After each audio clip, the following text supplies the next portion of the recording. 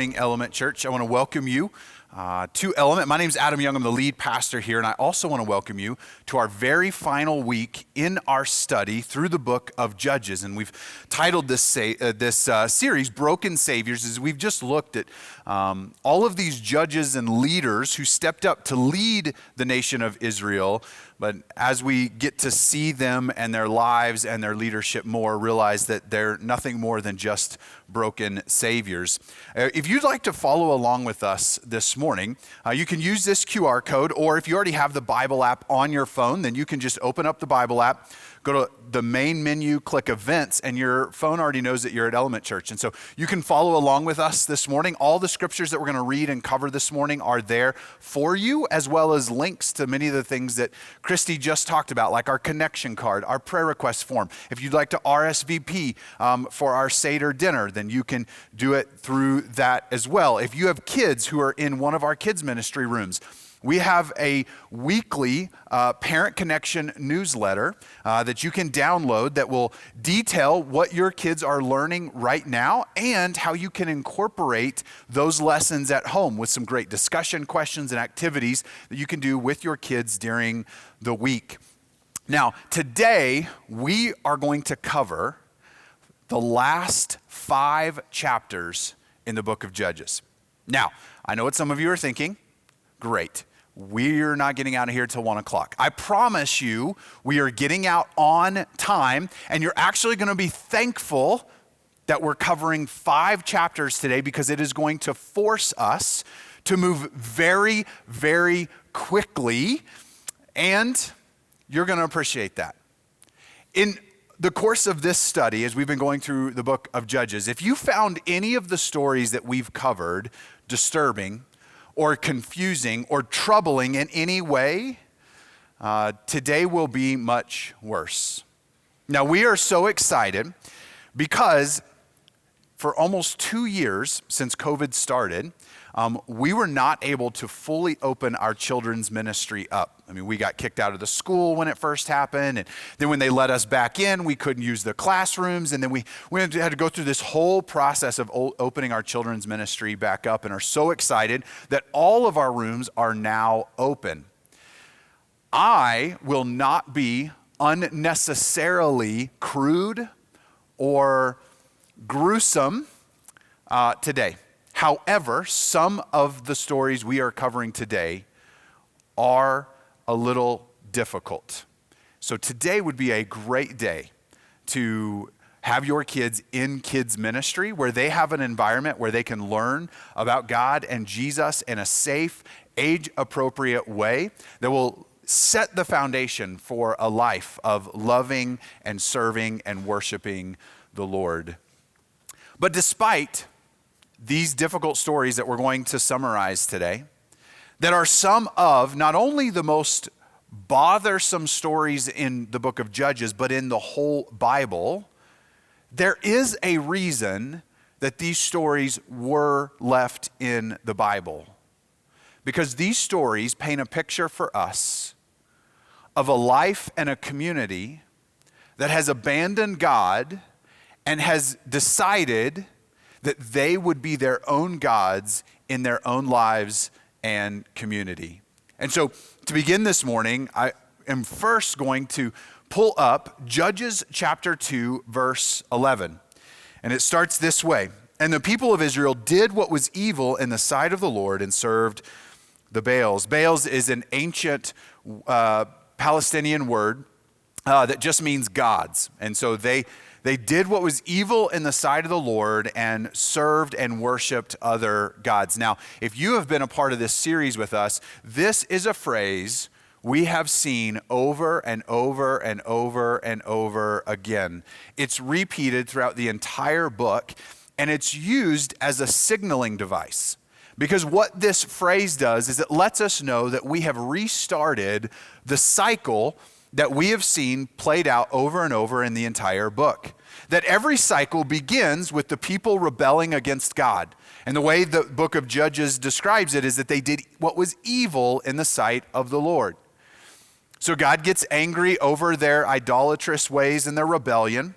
And what he does is he removes his hand of protection over the Israelites and allows the foreign armies and their foreign neighbors to come in, march in, and create problems, fight wars against them, oppress them. They don't like the consequences of this, and so they cry out to God and they ask for his help, and sometimes they even repent for being idolatrous. And so God brings salvation and deliverance through a judge. That's why we call the book Judges. But not like a modern judge who wears a robe and oversees court proceedings. These judges were more like deliverers. They were military leaders who would come and free the Israelites and push back those who are oppressing them. And then we'd get a period of peace. Things would be all good in the nation of Israel, and then the judge would die, and we'd start the cycle all over again because the people would go back to their idolatrous ways. They would do again what was evil in the sight of the Lord. And so we have seen this cycle on repeat over and over and over and over through the course of our study in the book of Judges. But now we're into chapter 17 as we go to cover the final 5 chapters today. And we get this interesting change because we're starting another cycle, but it's a different kind of cycle, and here's how it's introduced. In those days, there was no king in Israel. Everyone did what was right in his own eyes. This is a key phrase that we cannot overlook or ignore, because this phrase becomes the new repeated phrase. This becomes the phrase that the writer of Judges uses over and over and over in the final 5 chapters. In many ways, this is sort of like the secret code to unlocking the best way to understand what's happening in these final 5 chapters. How could people who claim to believe in God, who know God, who were given all of his instructions for how to live life, how could people who claim to believe in God do such horrible and despicable things? And this is the answer. That not only were they doing what was evil in God's eyes, what they were doing for them in their own eyes seemed right. They had justified what they were doing because to them it seemed right. This is the greatest form of idolatry that exists. Now, what we've seen in the book of Judges is that the Israelites, one of the ways that they rebel against God and go and serve other gods is they fall into traps of idolatry. They begin worshiping other gods as the one true God. But most of the time when we think of idolatry, we think of like little mini figurines, or we think of a shrine that's set up on someone's mantle. And that certainly is idolatry. But the real idolatry that's a danger to us, not only to the people who lived back then, which was 3,000 years ago when this story took place, but even the idolatry that we're tempted with today is not to bow down and worship a figurine or some shrine that's set up on a mantle. Our greatest temptation is self-idolatry. The greatest danger for you and I today is what we may call the deification of self, that we make ourselves God in our own lives. And when we make ourselves God, then our desires, our preferences, our thoughts, our opinions, our standards, our morality, all of them become ultimate. And so what we're going to talk a lot about today is something that I've titled Christian idolatry. Now, initially you look at that and like, that's an oxymoron. Like that doesn't actually make sense. You can't have something that's both Christian and idolatrous. And if you thought that, you'd be right. But this is exactly what we see in the book of Judges and what we see in people's lives today. A form of idolatry that looks Christian, sounds Christian, kind of feels Christian, but at the end of the day is really just a form of idolatry. And so we're going to look through these next 5 chapters from the lens of what happens when we take our Christian faith and we make it idolatrous, where we begin to worship other things or maybe even ourselves more than we worship God. And here's the first point I want to make. Christian idolatry redefines God rather than submits to him. So now let's jump into the story. Let's jump into these final 5 chapters. And so we open the scene in chapter 17 with a guy named Micah. Micah's a great guy because he steals 1,100 pieces of silver from his own mother. It's pretty much all she owns. He steals 1,100 pieces of silver from his own mother, and she is distraught. And in verse 3 of chapter 17, we see Micah return it. So in chapter 3, after realizing how distraught his mother was, it says, and he, that's Micah, restored the 1,100 pieces of silver to his mother. And his mother said, I dedicate the silver to the Lord from my hand for my son, to make a carved image and a metal image. Now, therefore, I will restore it to you. So she has this really interesting response, which gives us a picture of what the entire nation of Israel was doing at the time. So she gets back this silver. She's so happy that she says, my response is I'm going to build a carved or graven image out of part of this silver to worship the Lord. And here's why I call this Christian idolatry. Because she wasn't doing it to a pagan god or some god she had invented. She was doing it to Yahweh. So whenever you see Lord in all caps in the Old Testament, that represents God's name that he gave to Moses a long time before this. So she says, I am going to make this image of Yahweh, of the Lord, the God of the Old Testament, the God of my people. So it looked like it was Christian. It looked like it was good and right, despite the fact that this breaks one of the 10 commandments, the second commandment. God said, don't make any images of me. And here's why. Because when you make your own image of God, you magnify the aspects of God you like while concealing the parts of God that you don't. Now, some of you may go, yeah, not relevant to me. I'm not interested in making any silver images of God. As a matter of fact, I don't even own silver. Where would I get silver? This is not a temptation for me. And maybe making an actual figurine is not a temptation for you. But what is a temptation for all of us is not to recreate God physically, but to recreate God in our minds. We do it when we like to emphasize and focus on how much God forgives sin while ignoring his punishment of sin. We like to highlight his grace and ignore his judgment. Or maybe for you like to focus on his righteousness, but you ignore his compassion. When you create your own image of God, you cease to actually worship God. Because when you worship a God that you created, that's a figure of your imagination, that's a distortion of who God has revealed himself to actually be, we're not worshiping God, we're actually just worshiping a version of ourselves.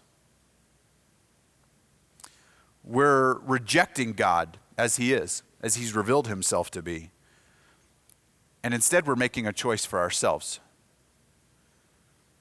And hand in hand with the rejection of God and a recreation of a new image of God, the God that we want to exist, also comes a redefinition of morality. Now, here's how you might know if you have been recreating God into your own image. Have you ever said things like, well, my Jesus is like this? Or I could not believe in a God who did this. Or I couldn't believe in a God who would say this. Yeah. But I think God likes this. See, when we say those kinds of things, we are recreating God into an image that we want him to be rather than who he really is. And the moment we begin worshiping the God of our imagination, we cease worshiping the God of the Bible.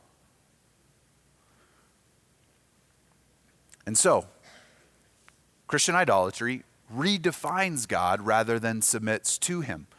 We want to make our own version of God that suits our preferences.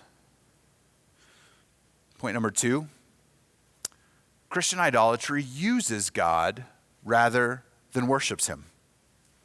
So here's what Micah does next. So he returns this money to his mom. His mom is so happy. She takes part of the silver. She uses it to create this image of God that she likes. And strangely enough, she gives the rest of it back to Micah. Hey, listen, I know we've got some preteens and teens in here. That doesn't work in the real world. If you steal money from your parents and then think you can give it back and they'll be so happy they'll give you the money back, it's not happening. So just so you know, that doesn't actually work. But she gives this money back to Micah because he's such a good little boy, because he returned the money that he stole. So she gives this money to Micah, and here's what he does. He not only takes this little silver statue that they had created to represent the God they wanted to worship, Micah builds an entire shrine in his house. He collects all these artifacts. He creates his own version of God and a place that he can worship how he wants to worship. But there's a problem, because in Israelite tradition, you can't really worship if you don't have a priest. So here's what we see in the remainder of the story. Micah finds this traveling Levite. Now, we're going to talk about this more in a minute, but the nation of Israel was divided up into 13 tribes. And one of the tribes was a group called the Levites. And from the Levites, that's where the priests came.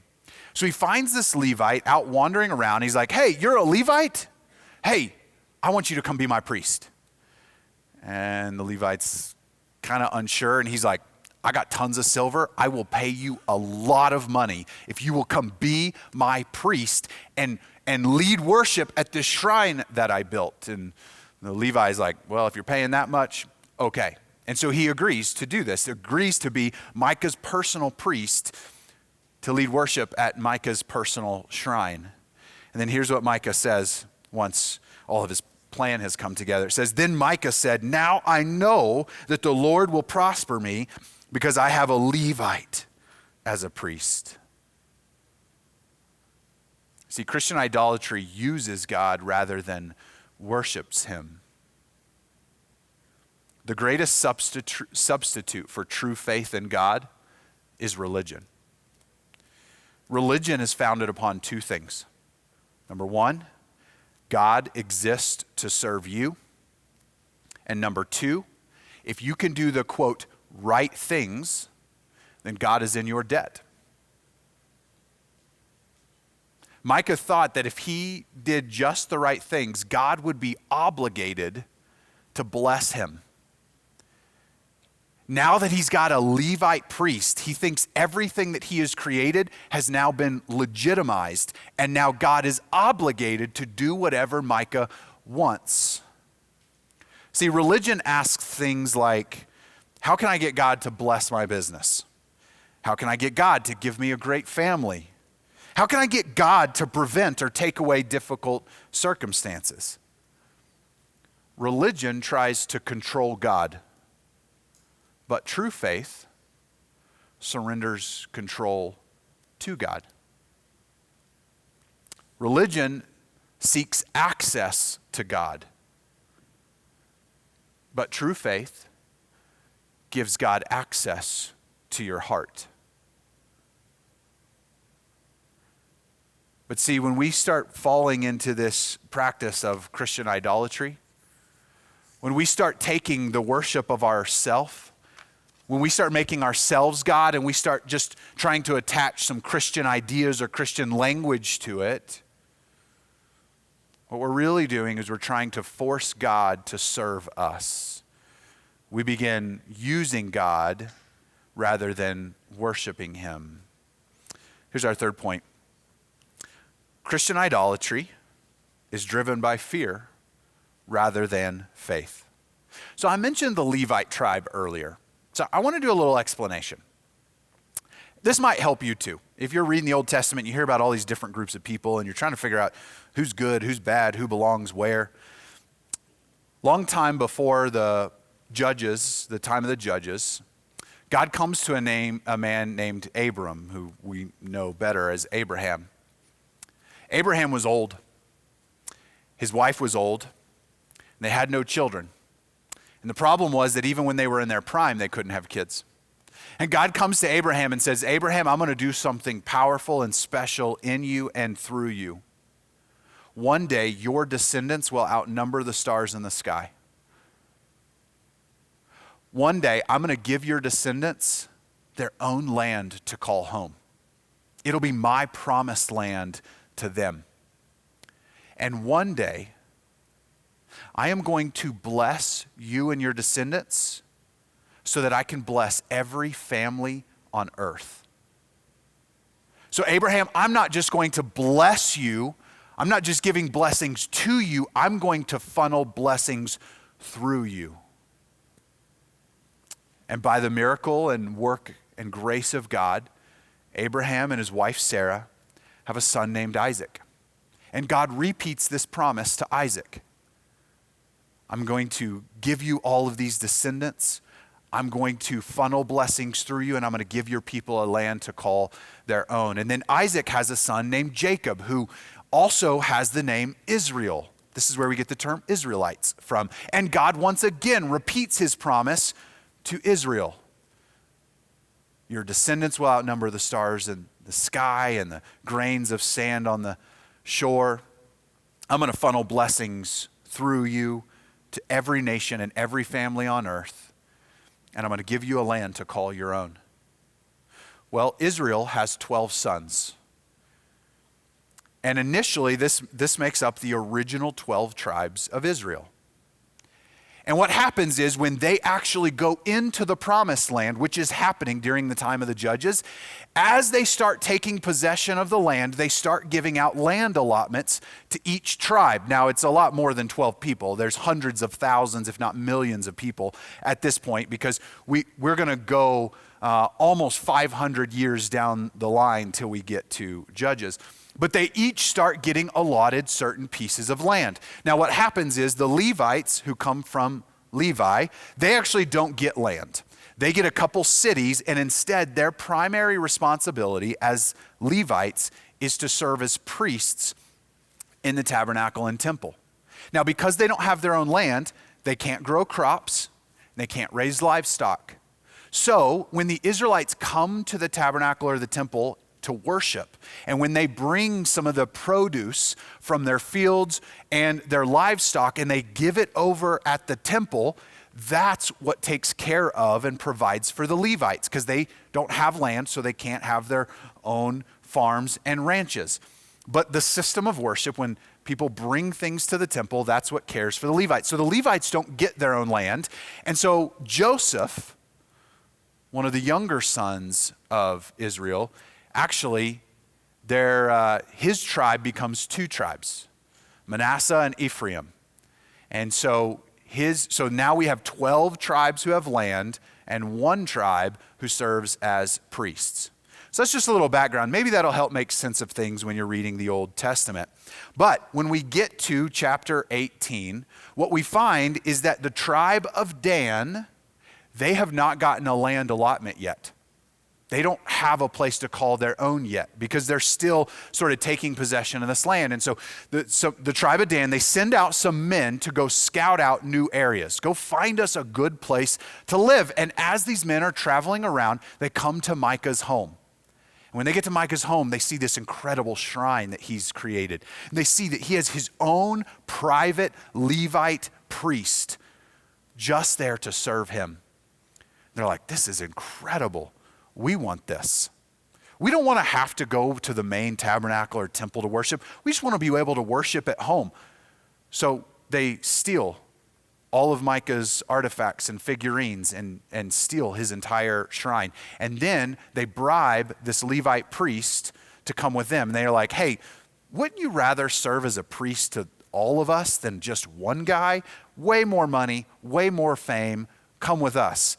And as we've seen, this Levite can pretty much be bought. So he's like, sounds good to me. So they take the shrine and they take the priest and they're heading out of town. Micah gets word. He's irate. So he chases after them, and when he catches up to these people, he starts screaming and hollering and making all this commotion. He's like, you can't do this. And they look at him and they're like, what is your problem? And then here's what Micah says. And he said, you take my gods that I made and the priest and go away, and what have I left? How then do you ask me, what is the matter? What have I left? You see, when you shrink God down to a size that you can control, you'll always live in fear of losing him. Because when you create God in your own image, when you create a God who is a figment of your imagination, then he exists to serve you and make your life comfortable and easy and enjoyable. But every difficult circumstance is a threat. Because if this God you created exists to serve you, what happens when life goes bad? What happens when someone you love gets cancer? What happens when you lose your job? What happens when the future you created for yourself falls apart? What happens when your spouse leaves?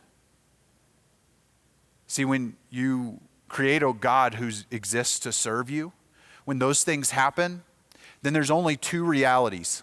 Either your God lied to you, or your God doesn't even exist. And so you see people who create God in their own image and then become angry because this God didn't keep up their end of the deal. When you create God in your own image, you live in constant fear of losing him and losing what blessings you think he owes you. But when you surrender to the true God, you quit worrying about losing him because you know he'll never lose you. Because the true God never promised an easy life. Never promised one that was cancer-free and difficulty-free. The true God never promised that you wouldn't endure suffering and challenging circumstances, but the true God did promise that no matter what happens in your life, he will never leave you nor forsake you. He doesn't promise that everything will feel good, but he does promise that for those who love him and are called according to his purpose, that he will work together all things for good. And that challenging circumstances become an opportunity to grow in your character. But in Christian idolatry, we're driven by fear rather than faith. Because we've created this, quote, Christian God who exists to serve us rather than us serve him. And here's the final one. Christian idolatry ignores evil means because they justify an end that seems right. You've heard the phrase, right? The end justifies the means. In Christian idolatry, we begin to justify evil actions because of an end that seems right to us.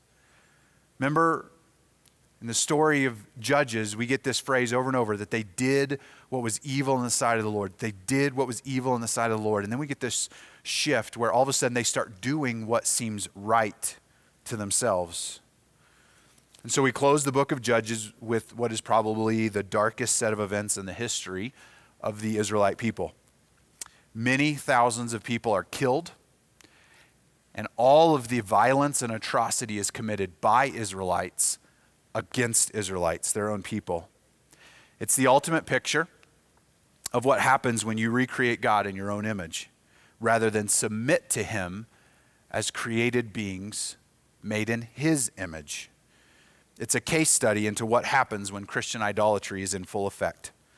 And it paints a picture of a life for which the end justifies the means.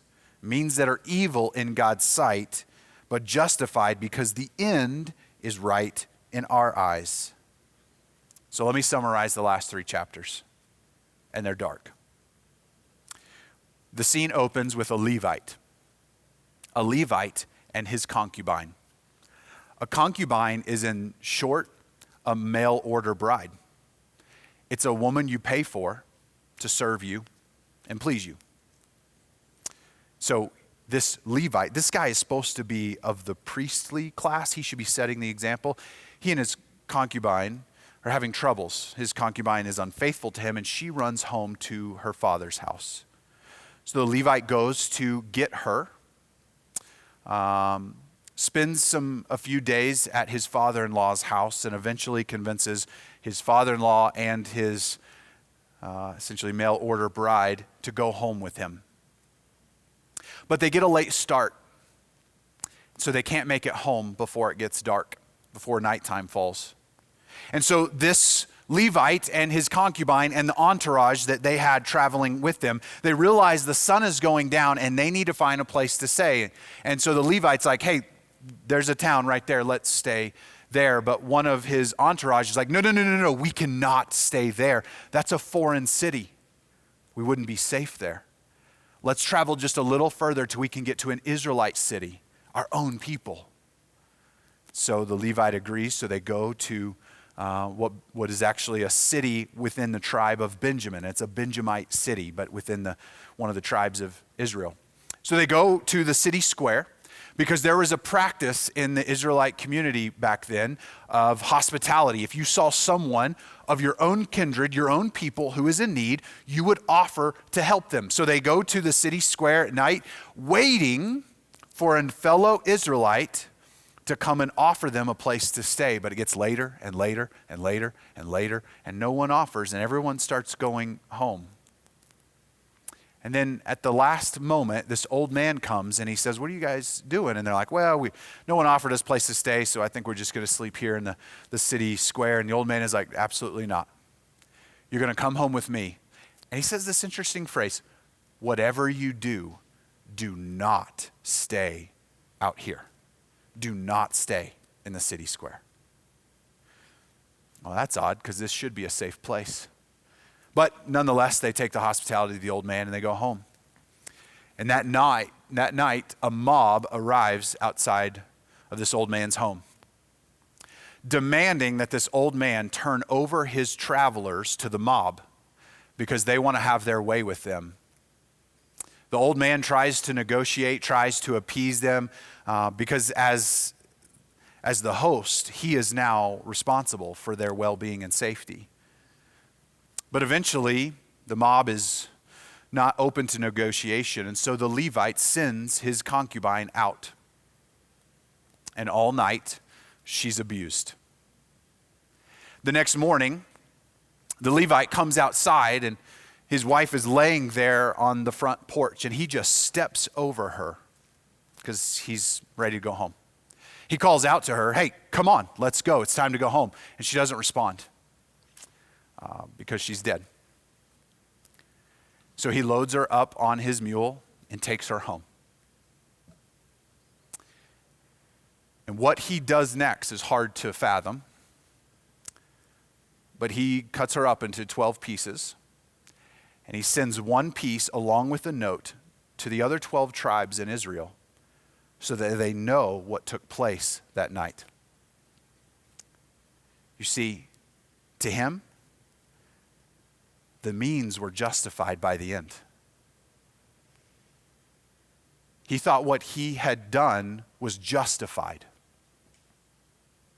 He thought that sending his wife out to be abused so that he could be safe, he thought he could justify it. He thought denying her the opportunity at a respectable and proper burial was justified because he needed to send a message to everyone else. So, as you can imagine, people were infuriated. The whole nation was angry. So they gathered together because they wanted to see justice served. As a matter of fact, 400,000 soldiers gathered together.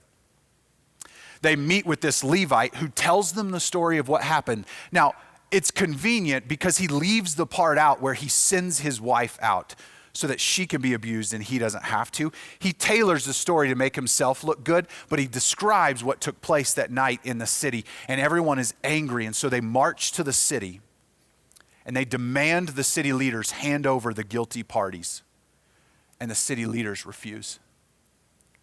So they decide they're going to fight them. If they won't hand them over, then we'll get justice ourselves. So a battle ensues, and it lasts for several days. Tens of thousands of individuals are killed on both sides of the battle, but eventually the nation's army is victorious. And in their anger and in their desire for justice, they don't just defeat the army. They march into every Benjamite city and they kill every living thing. Not just the men, not just the soldiers. Every man, every woman, every child, every animal. All of them. Because they thought the end justified the means. They were after justice for this abused and murdered women. And in response, they murdered tens of thousands of women and children and men. Because they thought the end that seemed right to them justified these evil means. 600 Benjamite soldiers escape. They go off into hiding. So all the other tribes get together and they make a vow. Not one of them will ever allow their daughter to marry one of these 600 Benjamite soldiers. Time goes by and tempers begin to cool. And all of a sudden they realize that because of the vow they had made and their own murderous ways, that the entire tribe of Benjamin was going to be wiped off the map. And they started to be regretful, like maybe they had overreacted. And then what's interesting is in Judges 21, they blamed God. And they said, "Oh Lord, the God of Israel, why has this happened in Israel, that today there should be one tribe lacking in Israel? God, how could you do this? How could you allow this to happen?" They blamed God. And so they, not God, they devise a plan. How are they going to keep the Benjamite tribe from disappearing? So they start looking around and they're like, "Hey, did anyone not show up to this little group meeting?" They realize there's one camp that didn't show up. So they send a few thousand soldiers and they kill everyone in the camp. This is their own people. They kill everyone in their camp except for any unmarried woman they can find, so that they can give this unmarried woman to one of the Benjamite soldiers. So they kill everyone in the camp, and there are 400 unmarried women left. Well, they're still 200 short because there were 600 soldiers. So then they come up with another plan on their own. And they tell these remaining 200 soldiers, "Hey, there's a town not far from here, our own people, mind you. They have this special tradition at harvest time. They throw this huge party and festival. The men go over here and do their little activities for the festival. The women will go over here and do their activities for the festival. And while the men are preoccupied, you 200 who don't have a wife yet, go in and kidnap someone to be your wife. And when this town comes and complains to us, we'll tell them it's okay because you didn't break your vow. You didn't actually give your daughters in marriage. They were stolen, so you're okay. You didn't break your promise. You see, to them, the end justified the means. The end that just seemed right to them, they used to justify these means. And so in their anger, righteous anger over the abuse and murder of one woman, they murder tens of thousands of women and kidnap hundreds. This is how the book of Judges ends. In those days, there was no king in Israel. Everyone did what was right in his own eyes. This is the closing to the book. To the darkest and most embarrassing period of Israelite history. It's hard for us to connect to these stories sometimes because they're so foreign in so many ways. And while their methods are certainly different, the human heart has not changed in 3,000 years. Because we're still tempted to create our own God that we want to worship, who will give us permission to do what sounds and feels right to us. So how do you know if you're justifying the means because of an end that seems right to you? Well, you may say things like this. Well, God understands my heart. See, when we say things like that, we're saying, God will ignore my actions because he knows my intentions. And since my intentions are good, you can ignore my actions. Or we say things like, God, I know you said, but I have my own higher standard of what's good or right or appropriate. So I know what you said, but... Or we say things like this, well, when X, Y, and Z changes, then when I make more money, when I have more free time, when I'm not in this season of life, when I get older, when this changes, then I'll obey you, God, then I'll follow you. Or we say things like, this is just a season, it won't be permanent. It's just a difficult season of life. You know, the kids are young. They got all these sports and activities. I just am in a difficult season of my career right now. It's just a season. It's not permanent. As though, as long as it won't be like this forever, then it makes what we're doing now okay. Or we say things like, surely God wouldn't. Surely God couldn't. Surely God didn't. When we say those kinds of things, we are trying to justify. Now, our ways, our means, don't compare at the same level of evil and wickedness as the stories we read about today, but idolatry is idolatry. When you worship anything other than the one true God, you can't call it Christian. So this is how the book of Judges ends. But there's one other phrase that I think is interesting, that we've seen repeated. In those days, there was no king in Israel.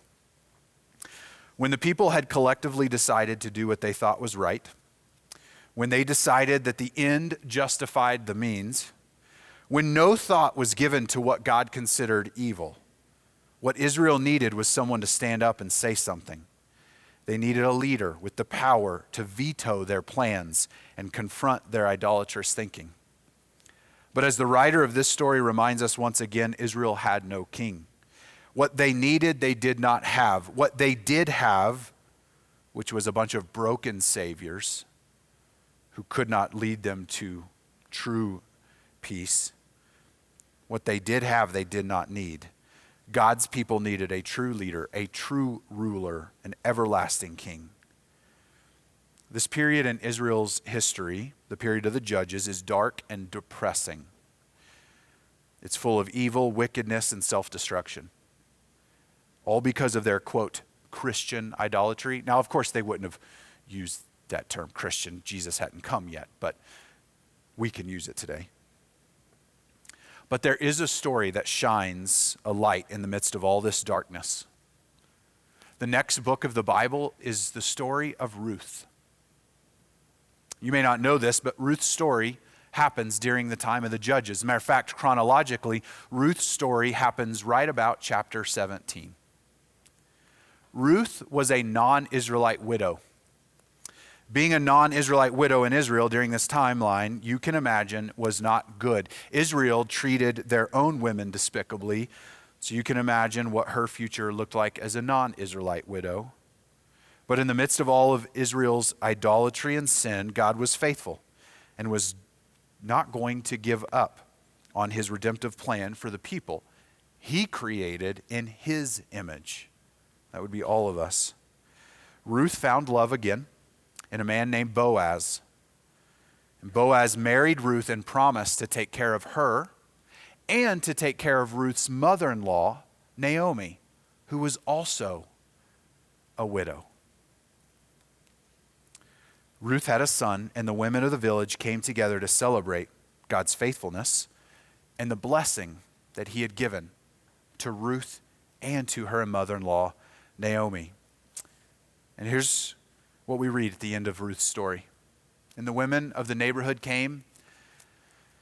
They gave him a name, saying, "A son has been born to Naomi." Now, it was actually born to Ruth, but this is a celebration for God's care and faithfulness to both Ruth and Naomi. And they named him Obed. And he was the father of Jesse, the father of David. This is King David. This is that same David and Goliath. This is the same David who the Bible calls a man after God's own heart. This is the same David who wrote the majority of the book of Psalms. In the midst of darkness, there was this light that God was not done. He was still going to bring about his redemptive plan, because Obed had a son named Jesse. Jesse had a son named David. And David had a son who had a son who had a son who had a son who had a son whose name was Jesus. Because it was through Abraham and his descendants that one day God would send a blessing to bless the world.